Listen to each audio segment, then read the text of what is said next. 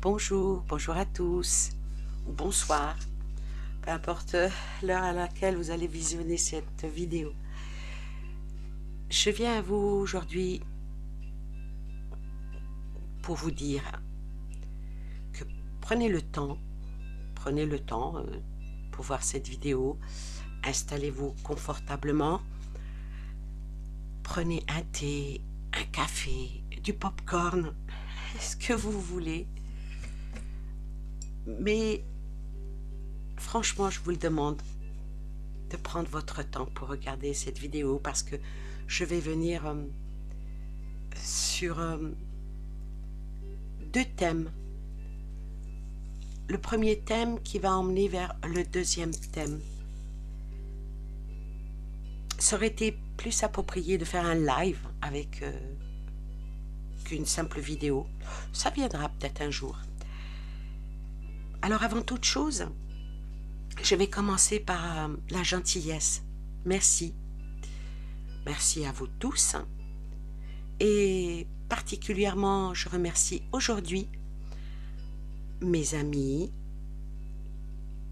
surtout ma fille qui m'a fait une énorme surprise pour mon anniversaire. Je ne m'y attendais même pas. C'était magique. Elle m'a fait tomber les larmes de joie. Revoir des personnes que je n'avais pas vues depuis longtemps, un an même. Oui, on a bravé tous les interdits, on est des rebelles. Je vous remercie chacune par votre nom. Je te remercie, ma poulette. Je vais en allumer une. Hein. Qu'est-ce que ça sent bon. Ça fait partie de mes cadeaux d'anniversaire. J'ai un briquet. Je vais l'allumer devant vous parce que ça sent trop bon. Dommage que vous ne pouvez pas. Elles sont faites, c'est des bougies qui sont faites à base d'huile d'essentiel. Ah, c'est magique. J'en allume qu'une parce que je suis un peu radine, donc je vais les garder le plus longtemps possible. Mais bon, je récupérerai les boîtes pour refaire des bougies dedans. Merci ma chérie, merci infiniment. Je remercie les magnifiques bouquets de fleurs que j'ai reçus. Ah oui, mais il y a eu la bagarre hier avec les chats parce que mes chats me bouffent mes fleurs, mes plantes. Je vais les emmener au bureau, comme ça je les verrai beaucoup plus qu'à la maison, parce que je ne suis pas souvent à la maison. En tout cas, merci à mes enfants, merci à mes petits-enfants, merci à mes amis, merci de tout cœur. Je vous embrasse, je vous embrasse, je vous embrasse. Je vais remercier aussi mes amis virtuels avec qui je parle, avec qui j'échange. Je vous remercie chacun et chacune par votre nom. Je remercie aussi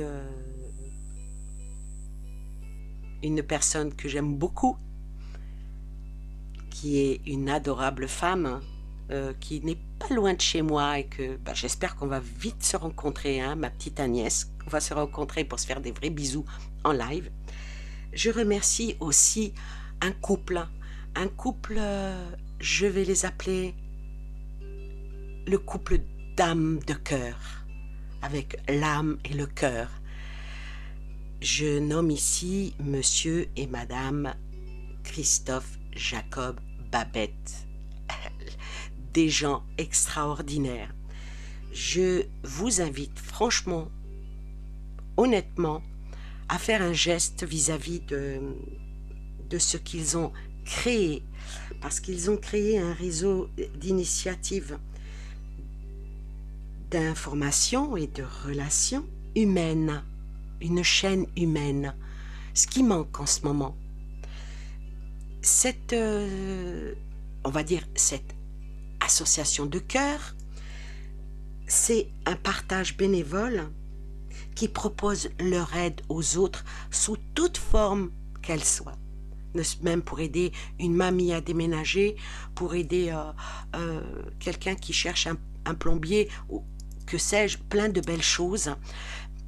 il y a un site qui est créé, vous pouvez aller le voir. Alors c'est tout en attaché, c'est lesrobinsonsducoeur.fr. Alors les robinson.ducoeur.fr. Je mettrai le lien en dessous ma vidéo. Honnêtement, même 2 €. Vous savez, c'est les petites gouttes, c'est les petites rivières qui font les grands fleuves et les grands fleuves qui feront les grandes mers. Donc, ou la grand-mère, comme vous voulez. Donc,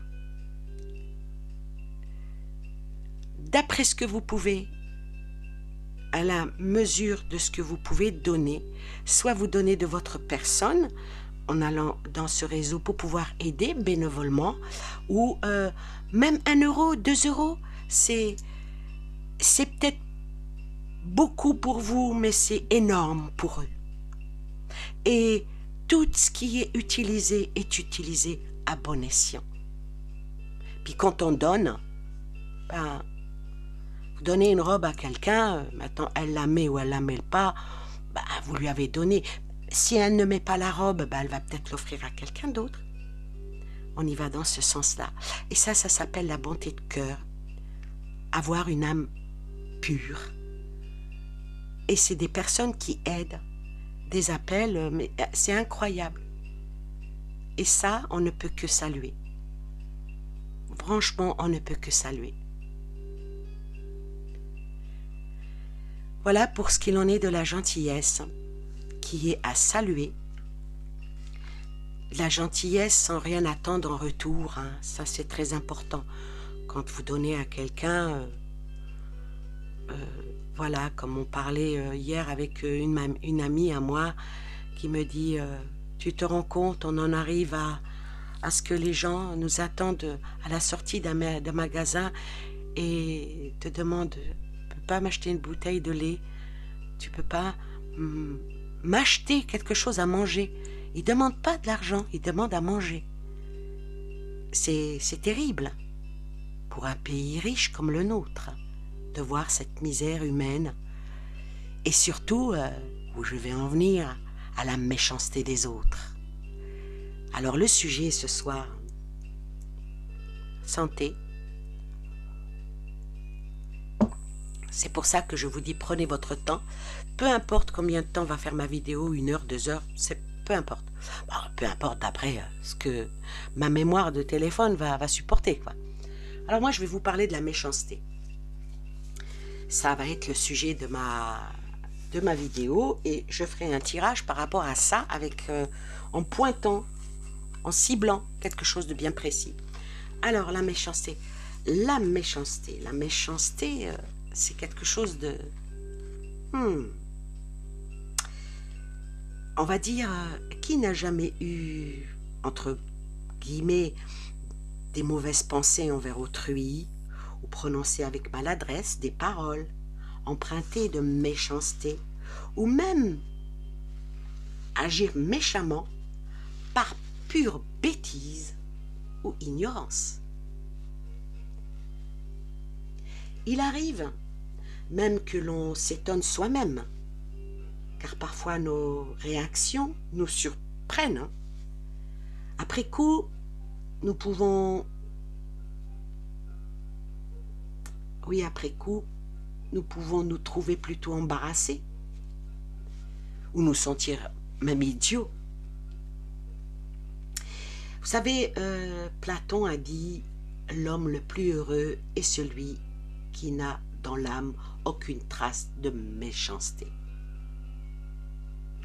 Oui, mais bon, dans ce monde de paraître, hein, de compétition, beaucoup utilisent des stratagèmes pour arriver à leur fin, comme la manipulation, la médisance, ou voire même le dénigrement des autres pour se faire mieux voir. C'est de la méchanceté. Comme par exemple, je ne sais pas, utiliser la médisance, la rumeur pour nuire, dans le but d'obtenir quelque chose. Et ça, c'est plus bête que méchant. Ou les deux.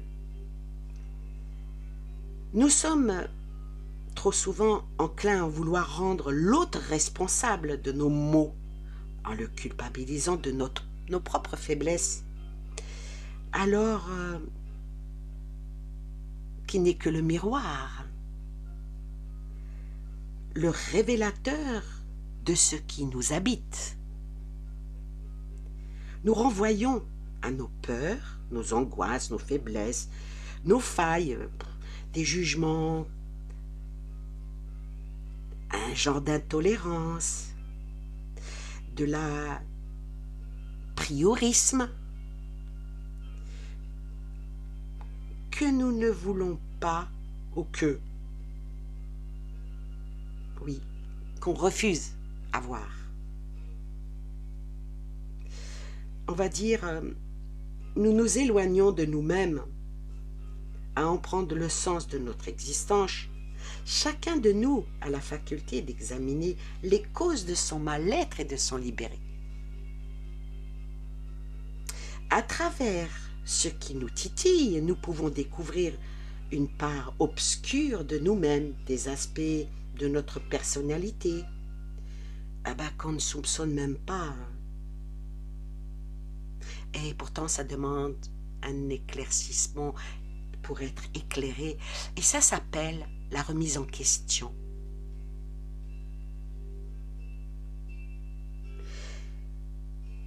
Faire acte en conscience de méchanceté, n'est-ce pas un signe de mal-être? Vous savez, le genre de... Vous avez déjà entendu, « Ah, celle-là, je ne peux pas la blairer. Ah, mais tu sais, hein, ah, méfie-toi d'elle. Hein. Ah, celle-là, oh là là, moi, je l'ai vu venir. » Mais tout ça, ce que toi, tu vois, je ne suis pas obligé de le voir.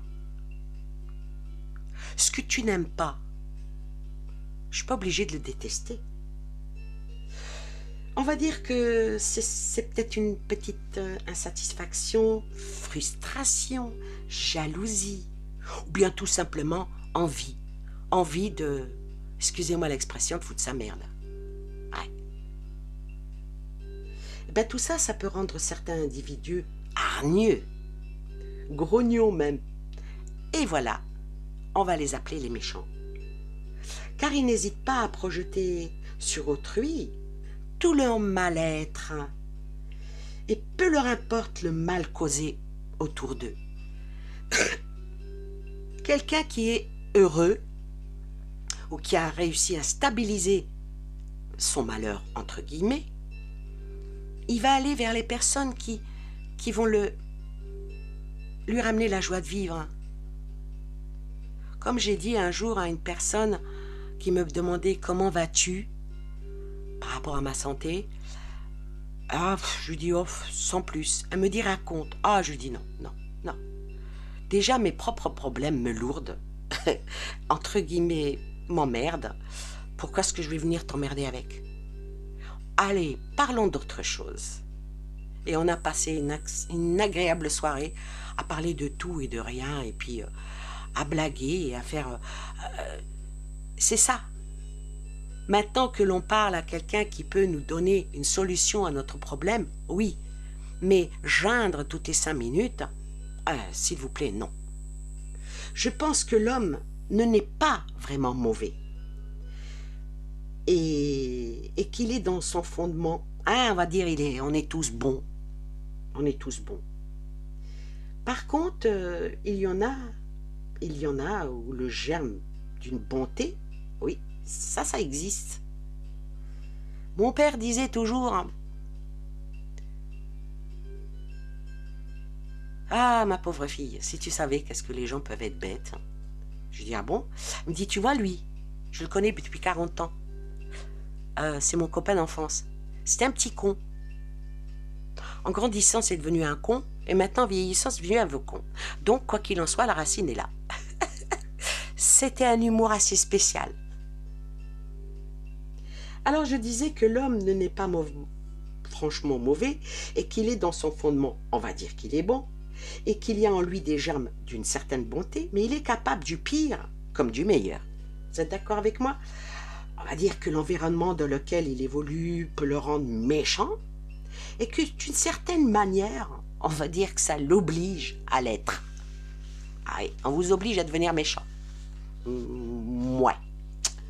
Car tout dépend de la manière hein, qu'il a d'y faire face, ou bien d'y réagir.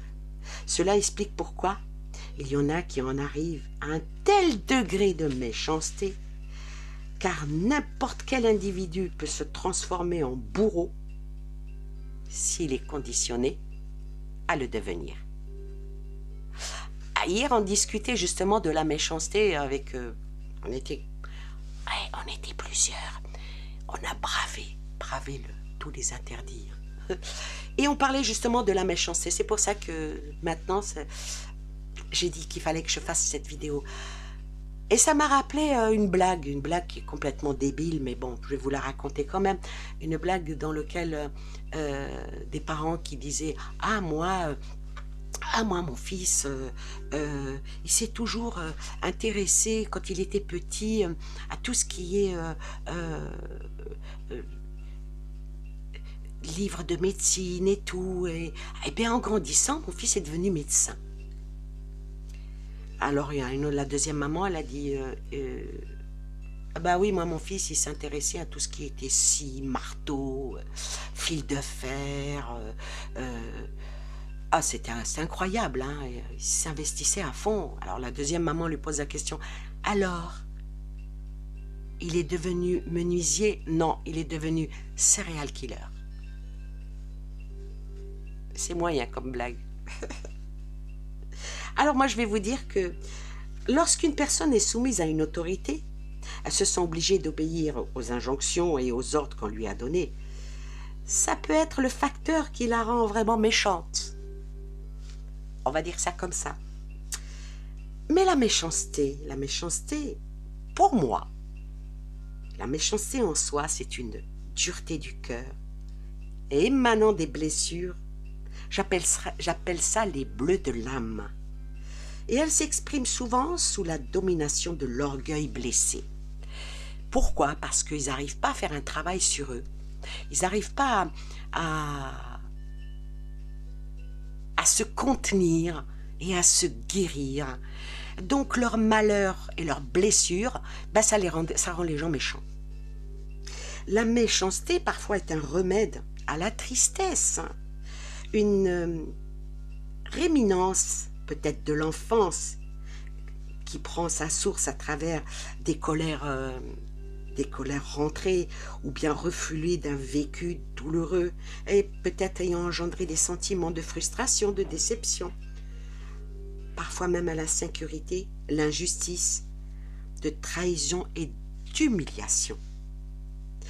On va dire que certains enfants battus, en grandissant, continuent le schéma en battant leur propre môme. Parce qu'ils n'ont pas fait un travail sur eux. Alors que d'autres enfants qui ont été battus, martyrisés, en grandissant, en devenant parents, c'est les plus doux parents au monde. Pourquoi? Parce qu'ils ne veulent pas refaire le même schéma. Ils ne veulent pas aller sur les traces de ce qu'ils ont eux-mêmes vécu. Et ça s'appelle l'intelligence de la remise en question. Pourquoi? Parce que si on n'arrive pas à faire la part des choses, eh bien le mal se nourrit du mal. L'esprit de vengeance parfois aussi est une forme de méchanceté, tout comme la violence, comme je viens de le dire et de l'exposer. La violence, le sadisme et parfois même la perversion.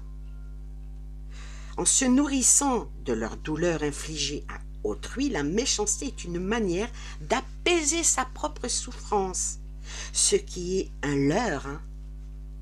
Car tant qu'il y a du mépris et du ressentiment, eh bien cette méchanceté, cette douleur ne disparaîtra jamais.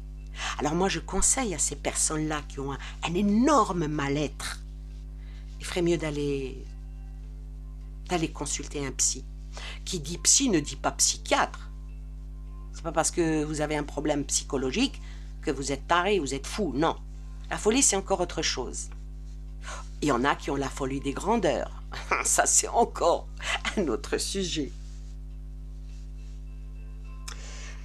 Parfois, la méchanceté, elle peut provenir d'une jalousie maladive, faisant écho à une période peut-être même de l'enfance. Pourquoi je parle de l'enfance? Parce que parfois, certains enfants, avant d'apprendre à partager, se voir contraintes, dans la contrainte au partage. On va parler des joujoux, même de leurs parents, et deviennent colériques, ce qui est un sentiment de perte et d'abandon. Quand un enfant qui est enfant, on va dire unique, et puis qu'il a un petit frère et une petite sœur, et que bon, on s'occupe plus du petit que de lui, pour lui, c'est pas normal. Alors automatiquement, ça déclenche une certaine méchanceté, mais ça, c'est aux parents de travailler là-dessus. Alors, face à cette impuissance de se faire entendre, il en veut à ceux qui, pour lui, le privent de ses biens, vous voyez? Alors, incluant dans sa colère, comment dire, on va dire ses concurrents avec lesquels il a une grande animosité, il exprime dès la moindre occasion en faisant preuve de méchanceté et parfois violence. Pardon. Oui, on va dire que la jalousie est un sentiment naturel chez un enfant, n'est-ce pas, qui s'estompe lorsqu'il apprend à partager, qu'il apprend que certaines choses, c'est comme ça, on appelle ça des règles de vie. Mais s'il ressent de l'injustice ou une mise à l'écart à la faveur d'un autre, ce sentiment se renforce et reste bien présent et générant une profonde blessure par la suite, en grandissant. Et lors d'un espèce de comment dire, quelque chose qui non, il faut que je trouve le mot adéquat. Une autre stimulation. Alors là, les personnes sous emprise de cette jalousie peuvent faire preuve d'une grande méchanceté à la hauteur de leur souffrance aveuglée par la colère qui les anime. Il y a alors comme une satisfaction ou certaines jouissances à la souffrance d'autrui qui leur procure vraiment une jouissance qui leur même est procurée en l'absence de quoi, je vous donne dans mille, en l'absence de remords. Quelqu'un qui n'a pas de remords, c'est quelqu'un de dangereux.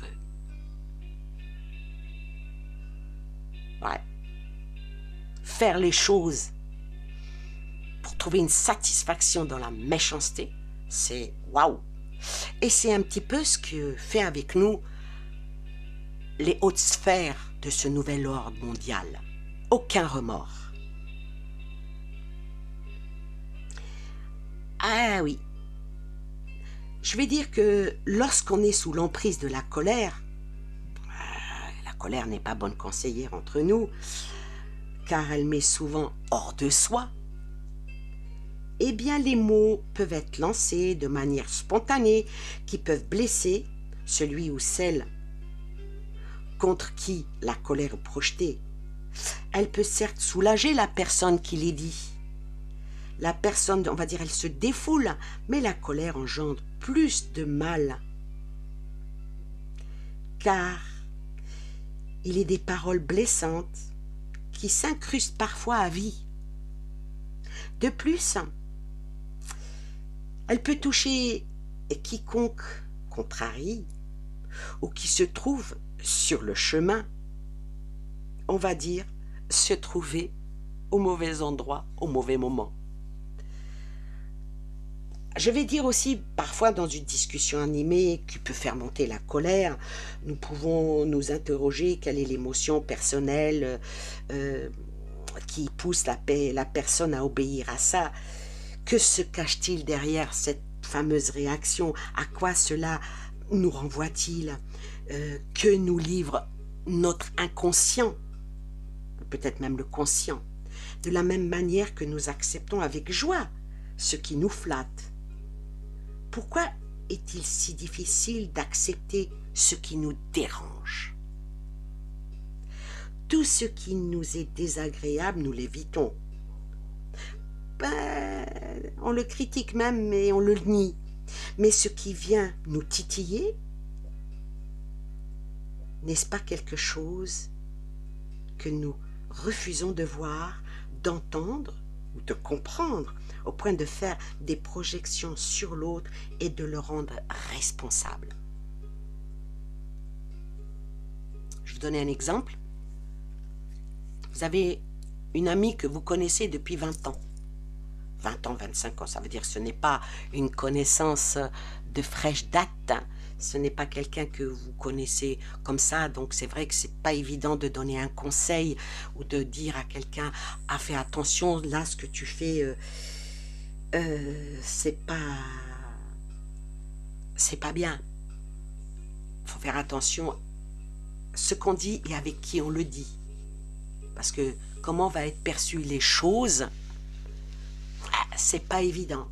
Mais quand vous avez quelqu'un que vous connaissez de longue date qui est une amie d'enfance et puis qu'un jour vous voyez qu'elle fait quelque chose qui n'est vraiment pas bien et que vous le lui dites et qu'elle prend la mouche et puis qu'elle décide de ne plus vous fréquenter parce que ce que vous lui avez dit de ne pas faire ça,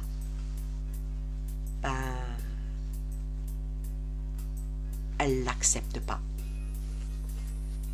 C'est terrible.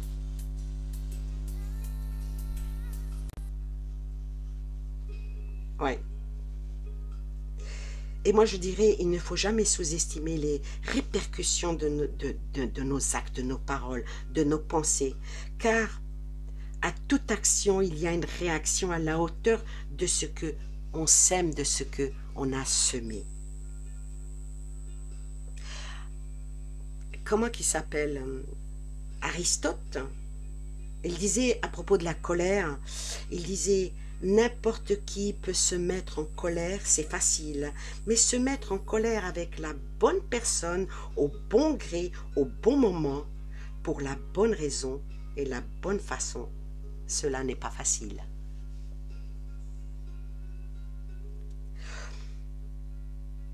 Moi je vais dire, il ne peut y avoir de passion sans amour, par le bien, ou la haine par le mal.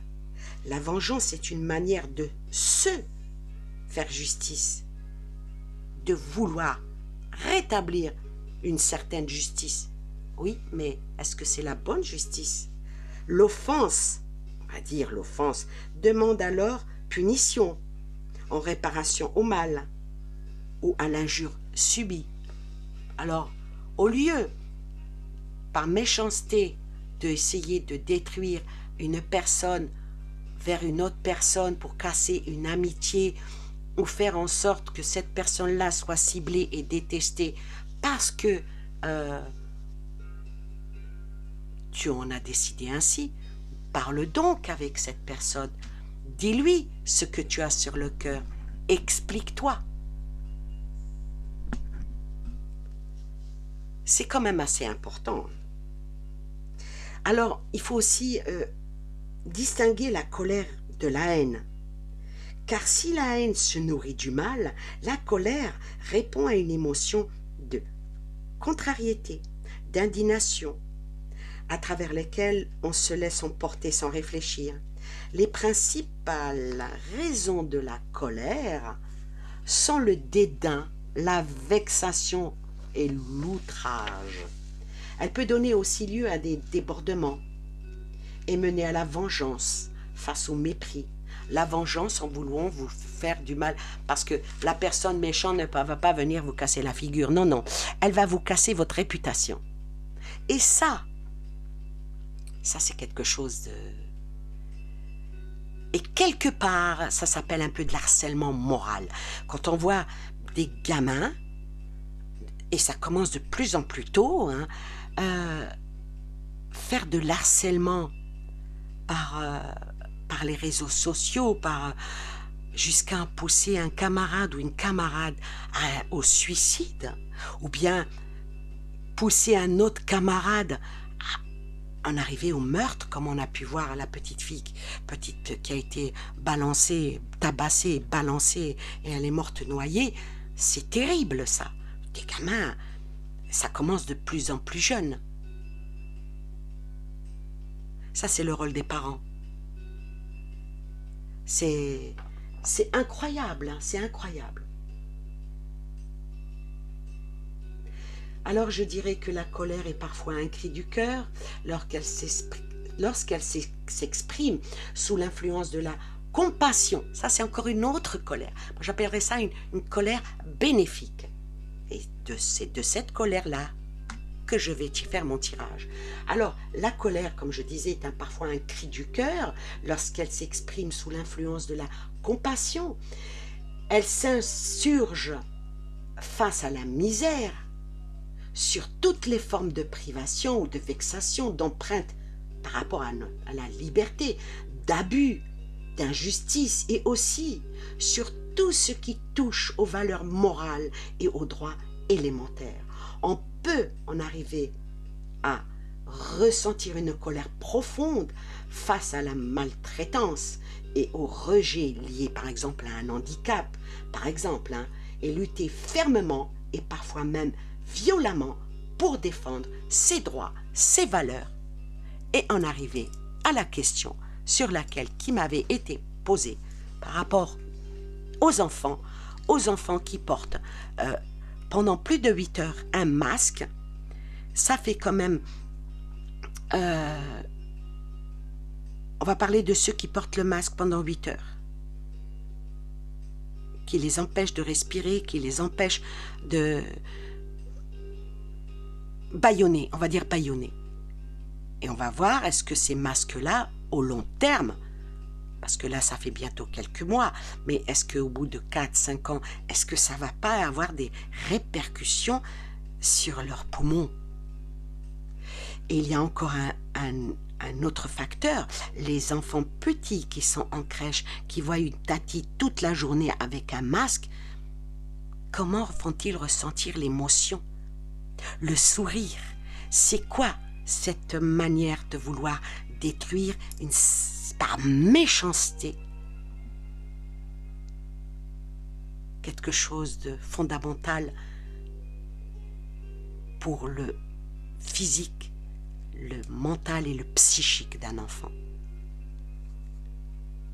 Alors là, je vais faire mon tirage. Je termine mon café.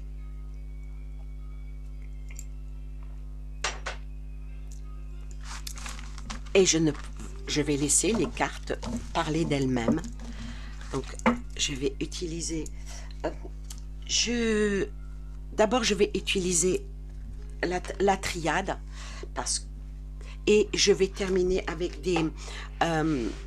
des oracles plus doux, avec une pointe d'éveil. Alors déjà, je vais poser la question avec ce jeu-là. Est-ce qu'au long terme, il va y avoir un préjudice pour les enfants? Alors, j'ai reçu en cadeau un nouveau pied pour mes vidéos, mais je ne suis pas encore bien... Il faut le travailler. Alors, par rapport aux enfants,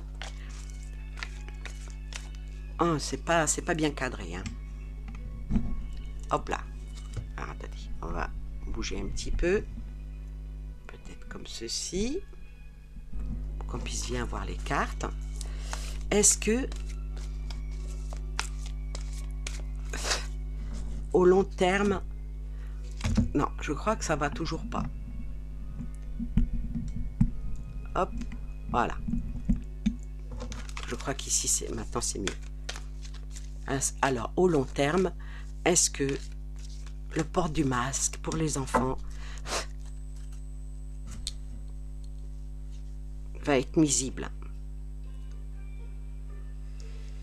Ah, il faut libérer les enfants.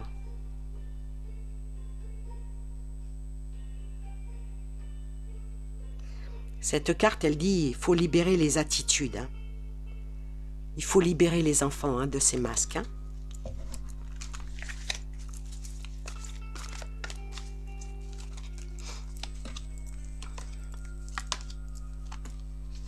Ah, je vais trouver deux.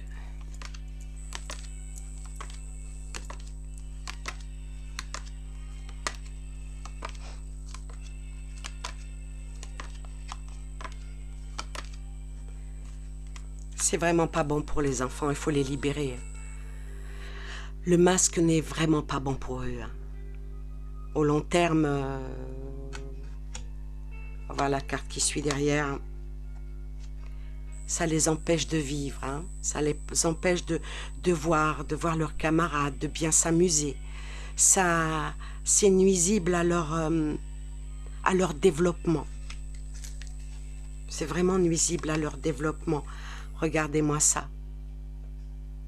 Ils ont besoin les enfants de s'unir, de trouver leur famille d'âme, hein, d'être appelés à... Cette carte, elle dit, famille d'âme, appelez votre tribu, vous n'êtes pas obligé de tout faire tout seul. La carte, elle parle d'elle-même. Hein. Voyez, les enfants ont besoin de se libérer. Parce que dans cette carte-là, on voit bien les dauphins qui sautent de l'eau. Et vous savez pourquoi les dauphins sautent de l'eau? Ben, ils sautent pour prendre leur respiration. Hein. Les baleines aussi. Hein. Donc, ce masque-là est très nuisible pour nos enfants. Il faut absolument que les parents fassent quelque chose et que dire non, mon enfant, apparemment dans le monde, il y a beaucoup de manifestations. J'ai cru entendre que certains parents au Québec n'emmènent plus leurs enfants à l'école. Ils disent tant pis si mon enfant perd 1 an, 2 ans, mais perdre 1 an, 2 ans d'études, c'est beaucoup mieux que de perdre ses poumons et que dans 30 ans, quand l'enfant aura 30 ans, s'il en a 4 ou 5, dans 30 ans, qu'il ne soit pas devenu asthmatique ou avec vraiment des problèmes respiratoires. C'est vraiment de la méchanceté. Alors maintenant,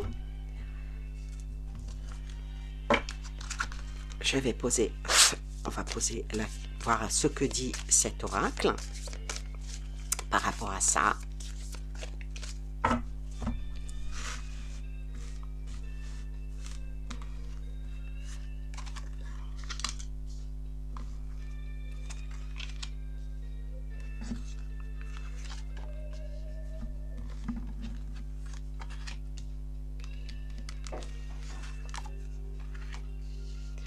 Vous me direz après dans les commentaires hein, si vous trouvez que cette manière d'enregistrement est mieux que les autres vidéos. Ne vous gênez surtout pas. Oh là là.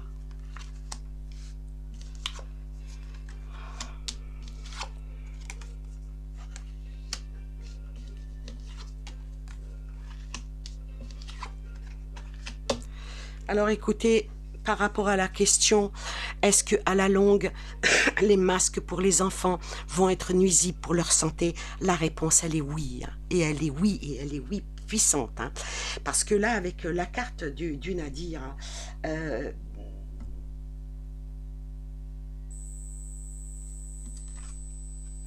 pour ceux qui connaissent...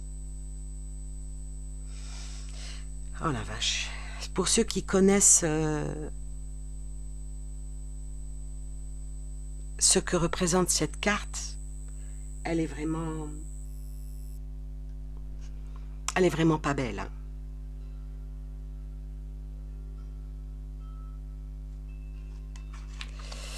Et avec le temps ici, qui est par rapport à ce masque, alors avec le temps, malheureusement, ça va prendre Ça va prendre des années, mais au bout de...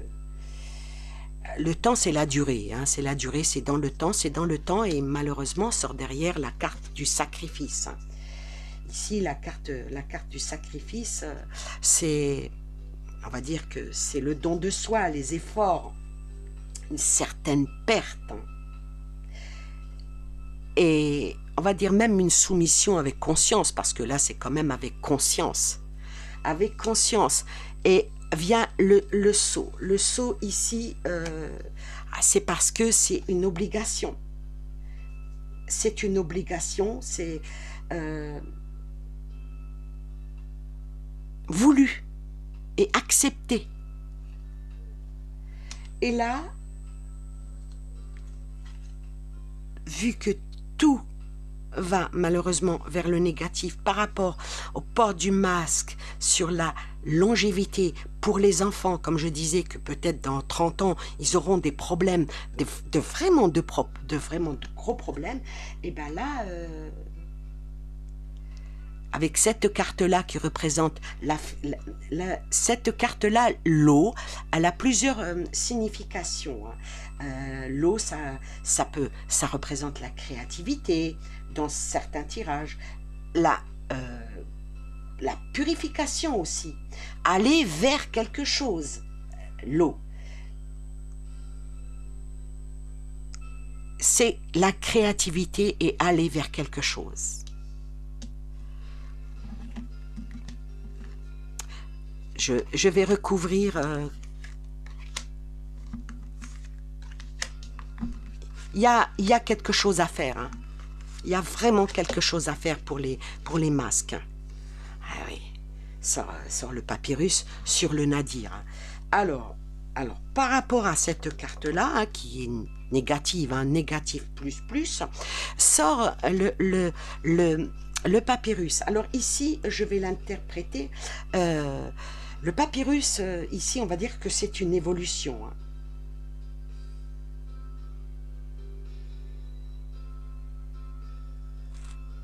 C'est vraiment une évolution. Le papyrus ici représente les affaires aussi. Hein. Ça représente les affaires, ça représente certains écrits, hein, parce que le papyrus est un écrit, donc un acte. Ce qui est écrit n'est vraiment pas bon. Hein. Avec le temps, qu'est-ce qui va se passer avec le temps? Avec le temps, par rapport à la question, il y a quelque chose qui va fusionner. Par rapport au masque que les enfants portent, on va dire que ça va fusionner, mais en espérant que les cartes derrière, à la longue, ça va pas être bon, mais avec le temps, ça parle ici de fusion. Cette carte-là, elle parle aussi d'union, elle parle, comment dire, même un rassemblement. Est-ce que les parents vont faire quelque chose? Parce que ça parle de fusion, de rassemblement, d'union.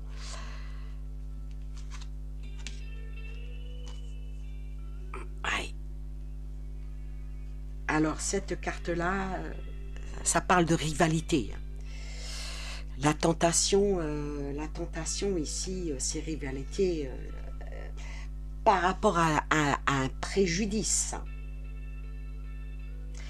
Par rapport à cette mentalité, moralité douteuse.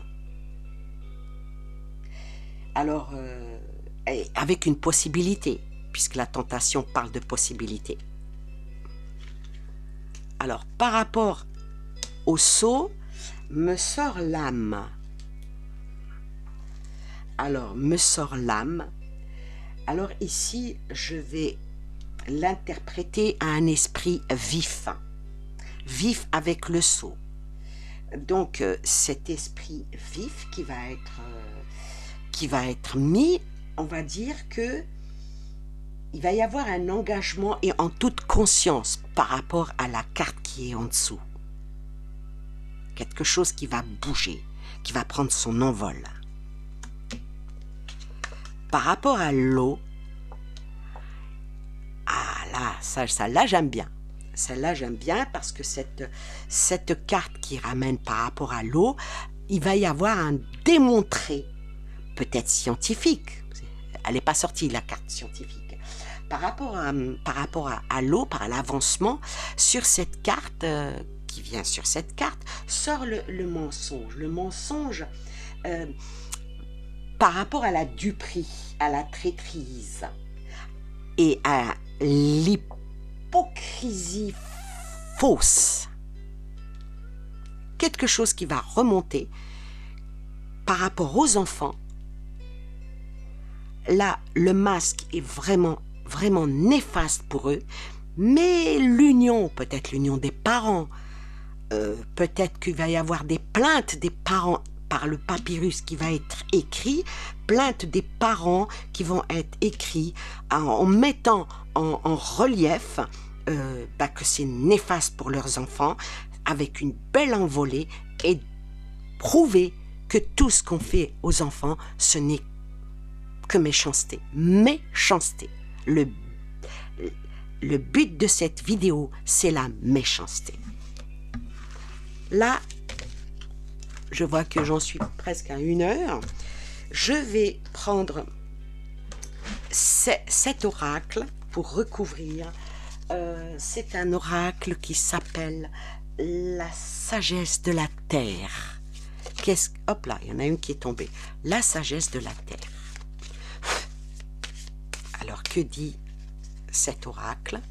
Bon, celle-là, elle est tombée et elle est tombée toute seule et elle s'est placée, donc je la laisse. Je la laisse à sa place. Alors, au lieu d'être méchants les uns aux autres et puis de se taper dans les tibias, hein, et puis de faire sa pleurniche et gna gna gna, et puis d'être mauvais avec les autres, être méchant mais combattez pour la bonne cause. Alors là, sur le papyrus m'est sorti la guérison. Se guérir soi-même. Donc, il est appelé à aller puiser les bonnes infos et puis que les parents fassent lumière par rapport aux eaux troublées. Comme par hasard, c'est une femme. Donc, c'est les mamans qui vont bouger. Par rapport à la fusion, oh là là là, par rapport à la fusion, il y a ici le contact avec la divinité. Donc c'est vraiment les mamans qui vont bouger par rapport à leurs enfants, en disant non.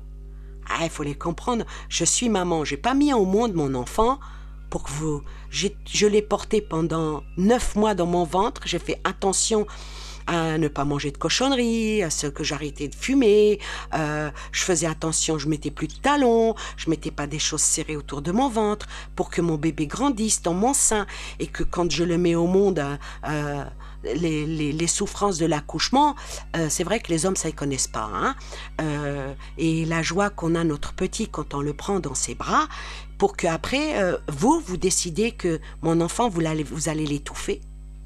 Quelle est la maman qui ne s'est pas réveillée 5-6 fois dans la nuit pour voir si son bébé respire encore? La hantise des mamans, la grande hantise des mamans, c'est d'avoir un bébé à côté d'elle et s'endormir et l'étouffer. Ah ça, c'est... Ça, il y a des mamans qui se sont suicidées après, hein. On ne met pas nos enfants au monde pour que vous nous les tuiez, surtout... Maintenant, quand les personnes sont adultes, ils veulent mettre un masque, ben qu'ils le mettent, hein, voilà. Mais les enfants, non. Et c'est les mamans qui vont, dans peu de temps, s'unir pour dire c'est stop pour nos gosses.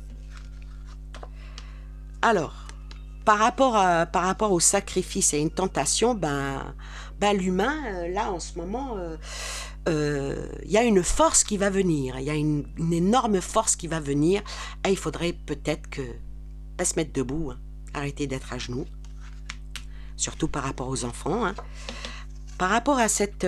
ah, il y a la grâce, je suis contente. Il y a la grâce, il y a la grâce, il y a la grâce qui vient, il y a la grâce qui vient sur l'envolée, et sur le fait que cette rangée-là, elle est vraiment belle, hein, qui va trouver quelque chose, une issue favorable pour les enfants. Ah, si ça continue comme ça, les bébés qui viennent de naître, on va leur dire de mettre aussi... vous leur changez le masque en même temps que la couche. Ah oui. Alors, sur les mensonges... Ah, sur les mensonges... Sur là, hein, il va y avoir quelque chose. Je vais même dire, hein, je vais oser le dire, une révolution. Pourquoi? Parce que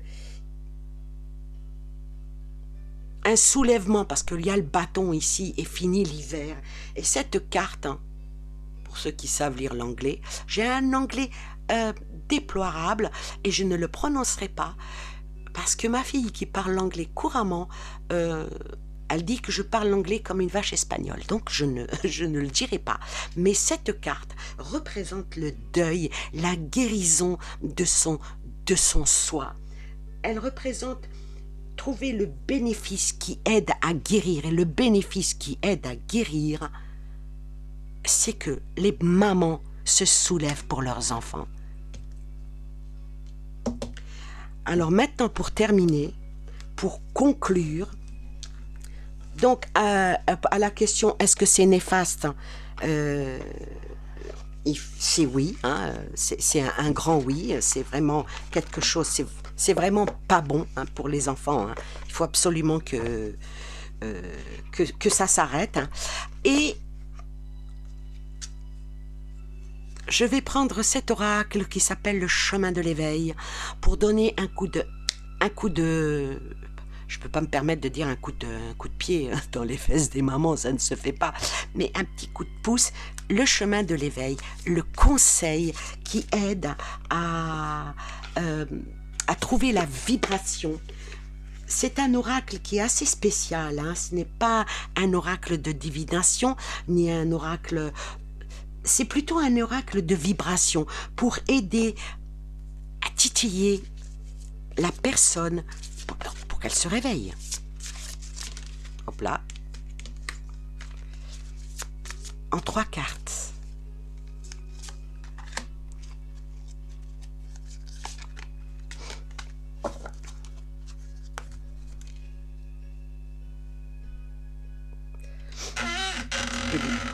Oh là. Alors.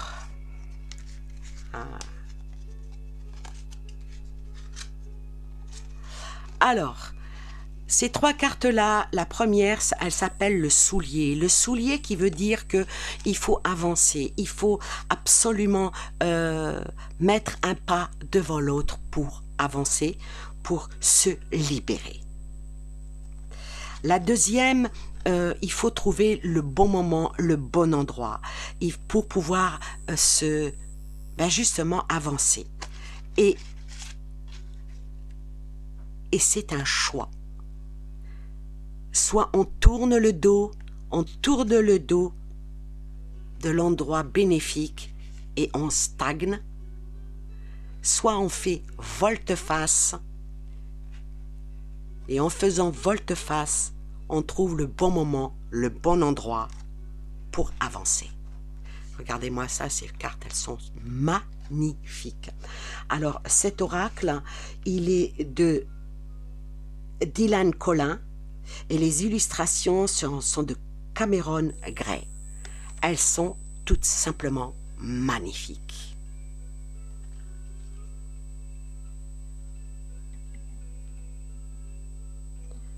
Donc il faut avancer pour se libérer, pour retrouver la flamme qui est... Et puis là, c'est quand même une forêt, c'est quand même par rapport à la question, pour que les enfants puissent respirer. Dans une forêt, on respire quoi? On respire l'oxygène. Donc, il faut absolument que les parents arrêtent et protègent leurs enfants autrement que par un bout de chiffon sur le visage, dont j'ai lu dans certains articles que certains masques étaient même dangereux par la composition avec lesquels ils étaient faits. C'est vrai, on n'a pas de recul là-dessus. C'est fait avec quoi? Il est avéré qu'il y a eu des masques ici en France qui ont été enlevés de toutes les écoles, qui ont été distribués par l'Éducation nationale. Ils ont été enlevés par toutes les écoles parce que c'est avéré que... Mais ça n'en parle pas beaucoup. On ne parle pas beaucoup. Et puis que les mamans protègent leurs enfants par le masque et par autre chose. C'est leur rôle, c'est leur devoir. En tout cas, moi en tant que grand-mère, bon, mes enfants ils sont grands, mais quitte à ce que je mette fin à mon travail et garder mes petits-enfants, mais ça ne peut pas le faire. Voilà. Ben écoutez, j'espère que cette vidéo vous a plu, que le message que j'ai voulu faire passer a bien été perçu. Partagez cette vidéo, sauf si elle est supprimée. Parce que maintenant, dès qu'on dit quelque chose qui va dans la vérité, ben c'est supprimé.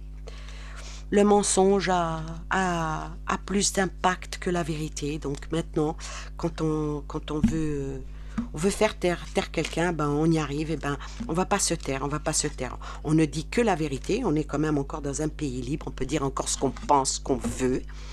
Moi je dis aux mamans, protégez vos enfants, c'est votre rôle et votre devoir. C'est votre devoir. Bon, une fois que l'enfant est majeur, vacciné, fait ce qu'il veut, quoique. Mais tant que l'enfant n'a pas l'âge de raison, et pour moi l'âge de raison, vous savez c'est quoi? Ben, pour moi l'âge de raison c'est 25 ans. Ouais. Avant, où l'enfant devient adulte et peut réfléchir, bah oui, il est émancipé, il a terminé ses études, il peut travailler, avoir son propre appart, être installé, peut-être même se mettre en couple, avoir lui-même des enfants. Le bel âge de raison. Bon, vous en avez qui ont 40 ans, 50 ans, 60 ans, 70 ans, ils n'ont pas de raison. Bon, il n'y a pas de raison de ne pas avoir de raison. Moi, j'ai toujours raison. Non, c'est pas vrai, je n'ai pas toujours raison, malheureusement. On est tous un peu pareils, on a nos beaux côtés, nos mauvais côtés, mais il faut savoir se remettre en question et réfléchir. Quand on réfléchit, c'est bien. Bah, sur ce, je vous demande de liker cette vidéo, de vous abonner, de la faire connaître parce que cette vidéo est très importante. Ça parle des enfants. Je ne pouvais pas en intro en parler. Maintenant, bah, si YouTube, ils sont restés jusqu'à la fin qu'ils ont entendu, bah, tant mieux ou tant pis. Voilà, faites-la suivre et évitez les commentaires trop ciblés par rapport à ce qui est dit ici. Je vous embrasse très fort, je vous souhaite plein de belles choses à vous et aux vôtres, et je vous dis merci, merci, merci, merci. À bientôt. Bye bye.